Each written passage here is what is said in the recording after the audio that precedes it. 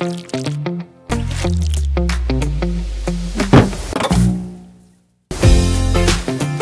araw po mga Kalingap, and we are K-Boys on Mission. So ayun mga Kalingap, andito na naman tayo sa legendary coffee shop. Yes. Ang coffee shop na masasabi ko na pinaka-favorite talaga ng Kalingap. Baka napapansin nyo naman, baka mga pang-benting vlog na namin dito guys. Di naman halata eh. Di halata. Ngayon mga Kalingap, meron tayong mission. And para sa akin ang mission na to is very important. Mahirap to. Lalo na sa mga ngayon, kabataan ngayon. Dahil isa sa mga Kalingap Angels po ay sumingi sa atin ng tulong. And syempre, ngayon, kausapin natin siya and bigay siguro tayo ng ilang mga advices na sana makapagpagana ng loob niya.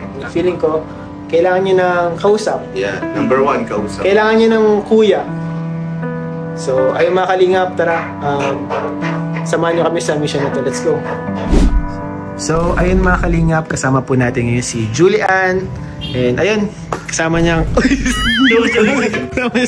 kami natin ngayon si David Plus Penel. Kausapin po natin si Julian. So, si Julian po kasi is nag-chat siya sa akin na ano siya. Okay lang Julian, ano ko lang. Pero hindi naman hindi ko naman sasabihin yung na kailangan niya po ng tulong and she is not okay po mga Kalingap. And yung nararamdaman mo naman na hindi okay, hindi lang naman ikaw Julian yung nakakaramdam noon na hindi okay. Kumbaga sa panahon ngayon, marami ng bata talaga ang nakakaramdam ng anxiety, no? Stress talaga. And ayun nga si Julian po nag-chat sa akin. So Julian, kumusta ka ba Julian ngayon? Anong nararamdaman mo? Hindi mo alam. Kumbaga nalilito ka kung anong nararamdaman. Pero feeling mo exhausted ka, pagod ka, feeling mo nahihirapan ka. Ngayon sa buhay mo ngayon, saan ka pinaka nahihirapan?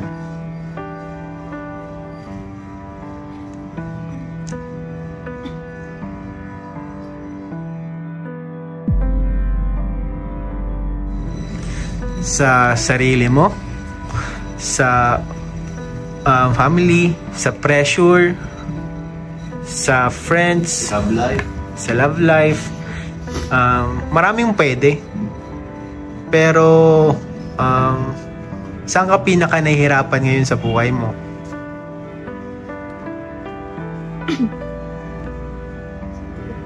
Sa sarili mo? Sabi nga nila bro, minsan daw ang pinakakalaban mo ay sarili mo. And ang hirap magsalita bro. Hindi ko rin baka ayoko naman magsabi basta-basta sa'yo na lang, hindi namin alam yung buo mo talagang pinagdadaanan, and kung ano man yan pinagdadaanan mo talaga, pwede mong i-share sa amin. Pero kung ayaw mo naman i-share, andito lang kami. Samahan ka namin ngayon na nangihina ka. Kahit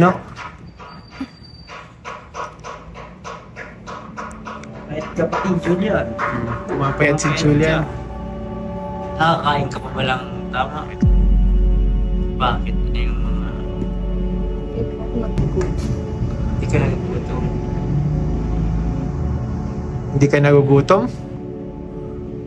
Di nalilipasan ka ng pagkain?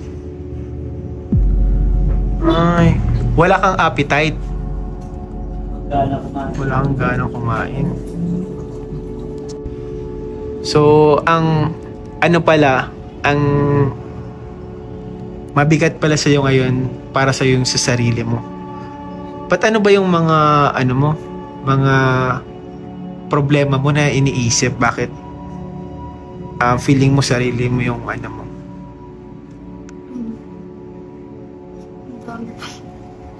Kumbaga naghahalo-halo na. Kumusta kayo nila mga ilang kapatid? sa dyan sa inyo, sa mga... May man kaso pa.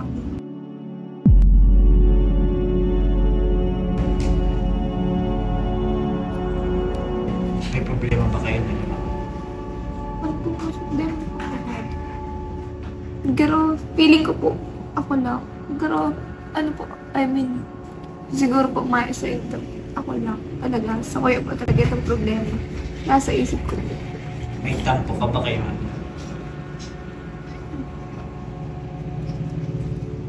Ano po kasi tawag doon ako po, naisip ko po. Kami na ano, kunwari, tawag dyan. Nakakasuwala. Sige lang.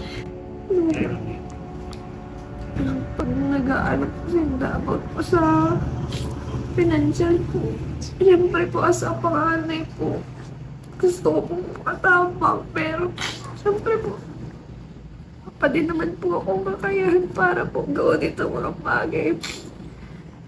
Diman po sa ano, siyempre po, siguro po sa kamalabuan ng nahihidapan po akong araw kayo ito. Siguro po kaya, dati po kaya katong simula po aking mga ko, hindi po ko itong aking parang hagad po baga sa magurang. Maski po, mahal hindi po ako masyadong nahagad. Kung tinatawan lang po ako. Man po. Ito pong, ano, hindi po man po maranasan yung mga tulong mo araw kayo po. Tapos po, minsan po nadadamog ko si mama pag nakagatag pa itong tugang ko na high school na nasa, ina-example niyo po ako na nasabi ko na si ate mo nga ni tiyatawanan ko lang 50 pero dito nakagad na tapos po hanggang Friday po na itong balon ko 50 pesos hanggang Friday ng baon mo?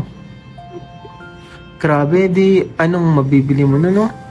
minsan di po ako na-resist minsan po ako pag ito pong ano nadayo pa po ako dati kunwari po itong yes o araw ka ito sa Merkado kontra Droga. Basta araw ka ito. Ning mayo po akong giro enough money po baga.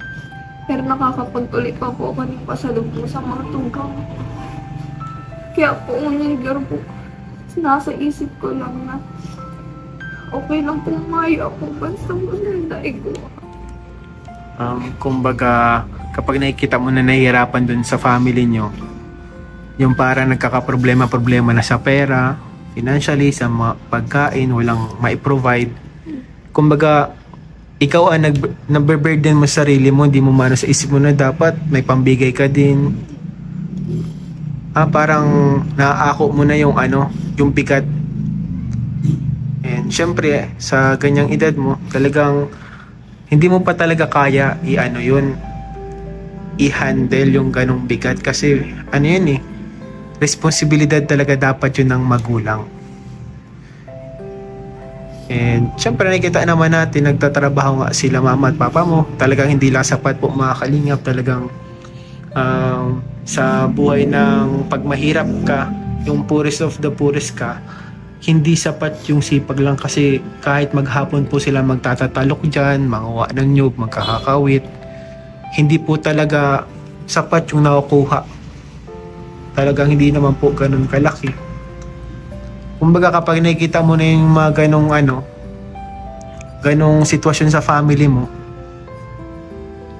parang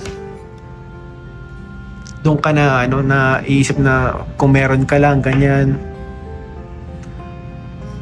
Pero sa totoo lang, Julian, nakikita ko malaki ang tulong mo sa family mo.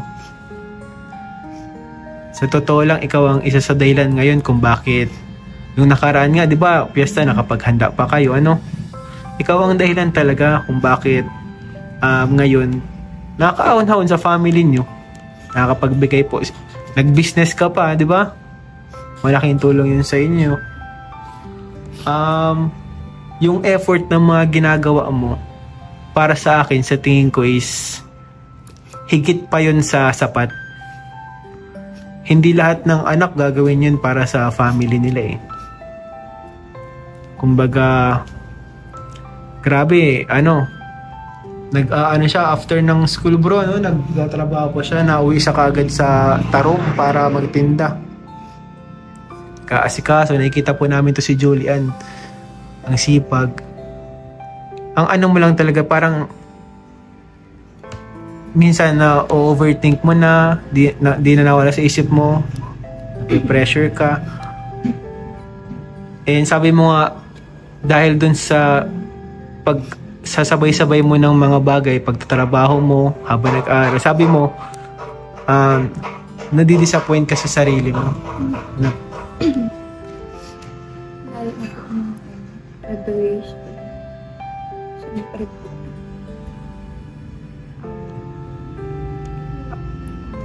Anong nangyari ng graduation? Kasi nung graduation, kasabay yun ng birthday ni Jomar, Tapos nun, pinagantanong ko ikaw kung kailan ang graduation mo, ayaw mo kaming pumunta. Yung ba ang dahilan?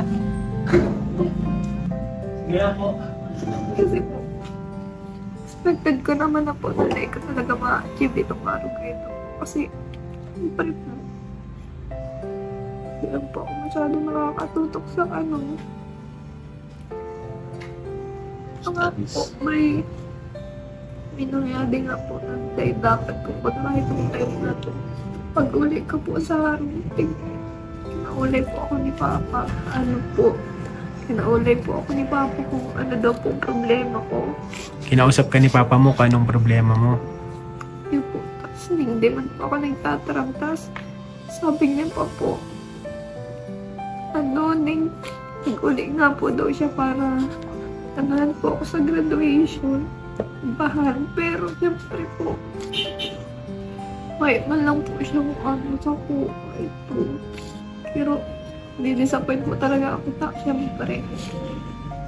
Pero feeling ko useless lang kasi pag-uli niya, sabi ni Papa, okay lang manda po ito, pero so ko dahil. Yung wala ka, yun po kasi yung dahilan yung hindi ka nakasama sa honors.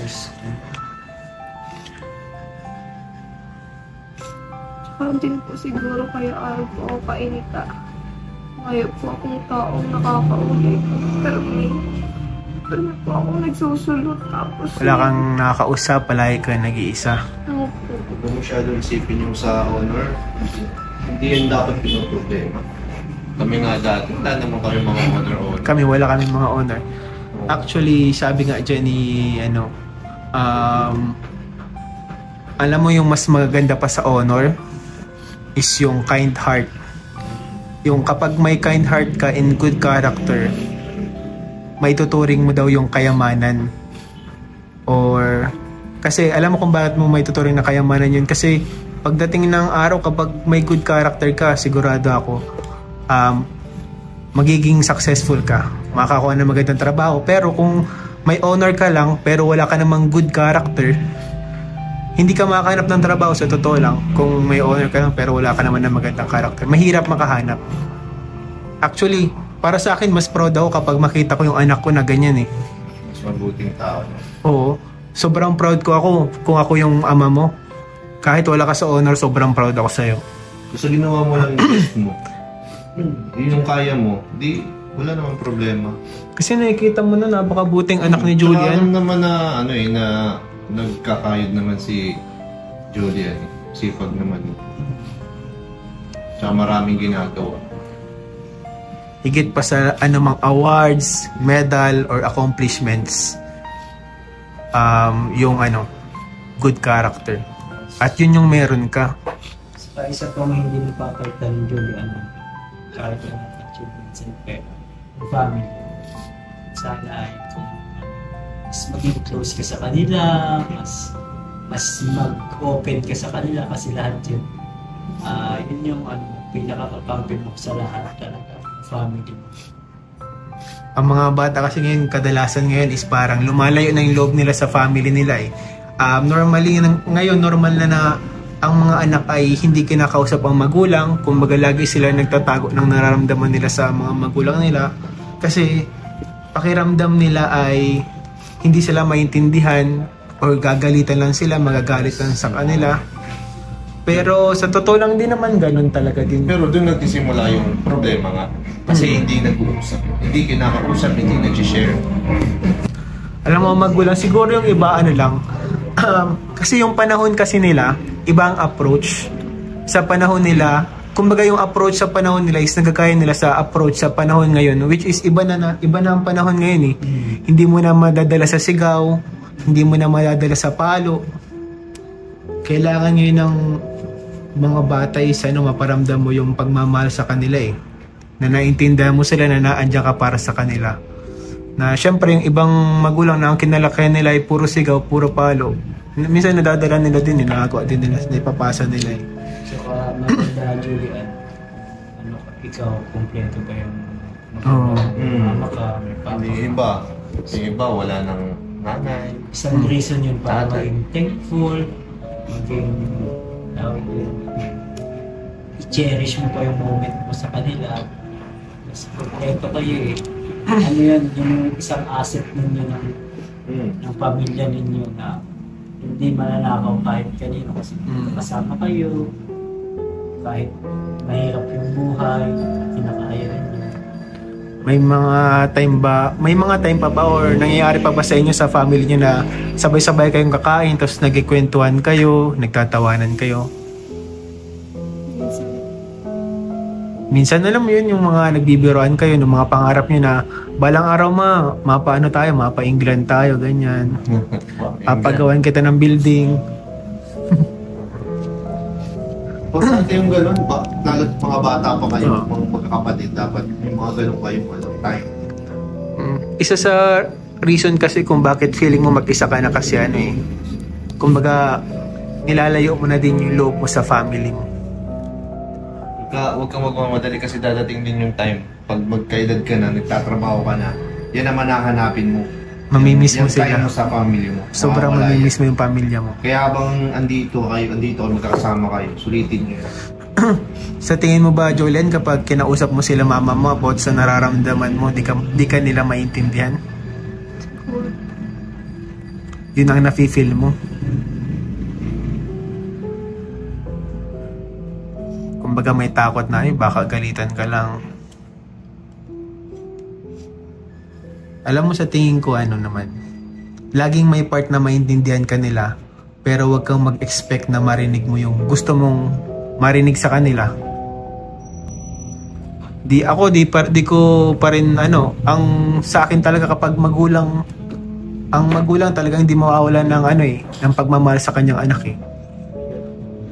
Kahit ano pang sabihin, kahit paluin ka pa niyan, sa totoo lang lagi yung may sa'yo. Kasi galing ka dun eh. Kasi aabot ka pa ba dyan kung di ka nila mahal? Isipin mo. Aabot ka pa ba kung nasaan ka ngayon kung hindi ka nila mahal? Siguro kung hindi ka nila mahal, una pa lang, wala ka na. Usap kayo ng family. Sa kanila po i-open yung mga problems mo, mga gusto mong mangyari, mga pangarap mo. Pwede ka mag-umpisa dun eh. Sa positive side. Sa positive. Pangarap mo, saan ka nagiging masaya, saan yung happiness mo eh. Diba nakikita mo silang masaya ka din. So, pwede mong sabihin sa kanila. Kung ano naman yung mga weakness mo, yung mga nararamdaman mo ngayon, medyo mahina ka sa ganitong part na mabilis kang ma-discourage. Tingin ko yung maintindihan ka ni ma'am at saka ni papa. Kasi anak ka nila yung mahal ka. Saka kapag may mga time na talaga, parang hindi mo na kaya tapos hindi ka pa rin makasabi sa magulang mo. Huwag kang mahiya sa amin. Anong baga? Para sa akin, dito mo masasabi yung one kalingap, one family. Kumbaga, family mo na kami. Part ka na ng namin din buhay. Kumbaga, ako, kuya mo na ako. Si Kuya David mo, kuya mo na yan. Kuya Nel. Hindi lang, siguro, palagi tayong magkakasama, pero, ka namin, kumbaga, may care kami sa'yo. hindi lang basta binavlog ka namin, kundi ang tingin namin sa'yo talagang ano na, bunsong kapatid.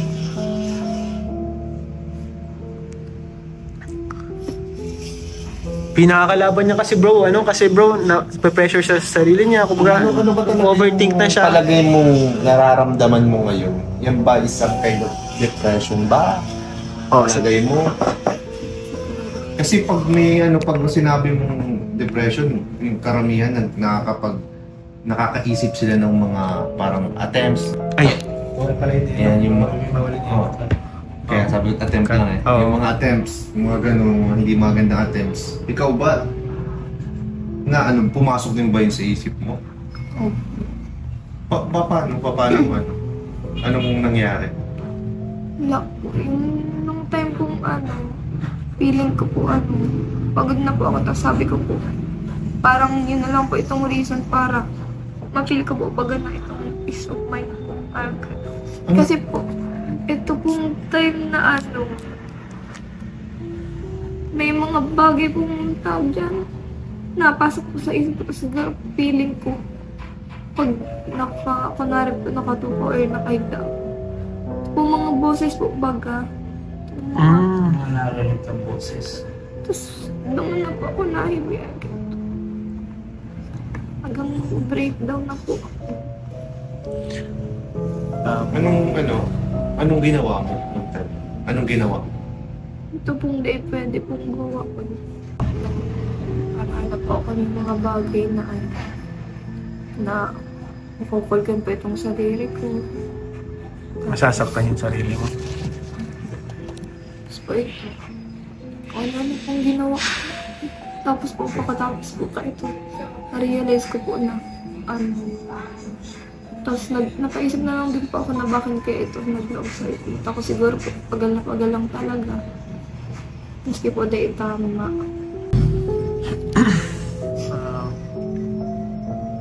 Sa tingin ko di naman ikaw yan kumbaga kailangan mo ding labanan yung yung kumbaga kontrahin mo din. Kumbaga kung alam mo na makakasama yun sa'yo, wag mong gawin. Mahirap lang support mo kasi na mahirap kasi magsalita. Alam namin na hindi madali. Nagsasabi kami ng mga suggestions pero alam namin hindi madali sa iyo hindi namin minamaliit na namin na mahirap talaga yan. Kumbaga yung sinasabi naman namin is kung yung sa tingin namin makakatulong sa iyo. Pero ang pinaka lang talaga namin, gusto na namin sabihin sa iyo is lagi kami andito para sa iyo. Pamilya mo kami. And sana naramdaman mo yung yung pakiramdam ng pamilya sa amin, mga kuya mo. Si Kuya Ram mo. Matatag lang. Maging matatag ka lang. Laban lang. Normal yan. Pray na. So Si Lord lagi ang makakatulong sa iyo. Church ka ba?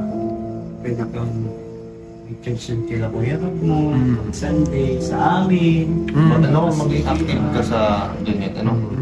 Actually, nakakapagpatibay talaga. Kasi merong mga youth programs doon na magkakasama yung mga youth. Kita mo na hindi lang ikaw yung makaparanas ng ganyan. Hindi lang ikaw yung dumadaan sa sitwasyon na ganyan. Maisip mo doon, yung problema ko pala, wala palang binatbat sa problema ng iba. May encourage ka kumbaga. May encourage ka. Through Word of God. Kasi yun yung pinaka-gamot natin sa lahat ng nagdadaan. Si Lord tayo nandyan para sa atin. Sana encourage lang kita na mag-attend ka ng church para kumbaga ma-refresh yung mo, utak mo. Di ba maiisip yung naiisip mong gawin sa sarili mo, sa katawan mo. Kaya mas maganda yung may kausap ka lagi. Dito naman kami lagi. Maganda nga ngayon kasi nakapag-open siya ngayon Maganda na nakapag-open ka ngayon, Julian. Carl, chat mo lagi si Carl. Yeah. Huwag kang mahiya. Isang step din yan na na-identify mo kung ano yung nararanasan mo ngayon, kung ano yung kailangan na lang, tulungan ka lang namin na gumawa ng mga bagay na makakatulong sa. Pero dapat hayaan mo rin yung kami na matulungan ka. Kasi kadalasan kasi kapag ang ganyan yung mga taong nahirapan, kapag tinutulungan, ayaw ng tulong. Iba mas lalong lumalayo. Lalong lumalayo. Kumbaga itataboy nila yung mga taong gustong tumulong sa kanila. Isa.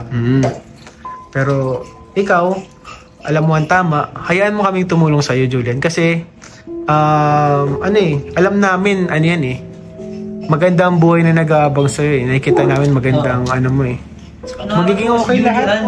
Trustworthy siya dun sa lahat ng tulong, mga kalingap. Lahat po ng ibibigay nyo kay Julian, totoo po yan na nagagamit niya po sa maayos, napapalago niya, napapaikot niya, sa family niya. Madiskarte po itong batang ito. Di po ito sa sarili niya. Yung cellphone nga po niyan, sira-sira na po yung cellphone niyan. Ang pag na-picture po yan, halos parang alam mo naka-blurred. Parang blurred yung picture. Pero grabe isipin niyo po kahit cellphone, sa dami ng binigay niyo, yung iba unahin dun yung bilin, ay bili ko na to ng cellphone.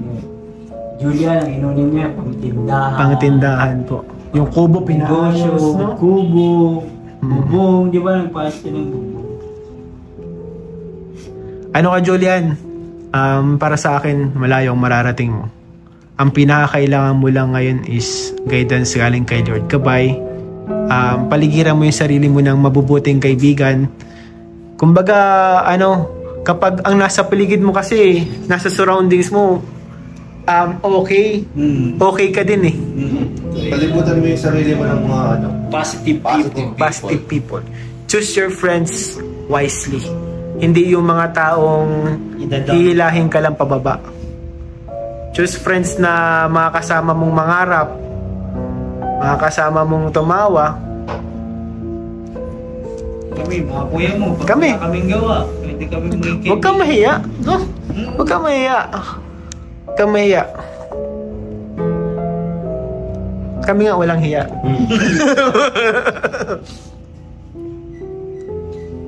Saka Julian, maraming nagmamahal sa'yo.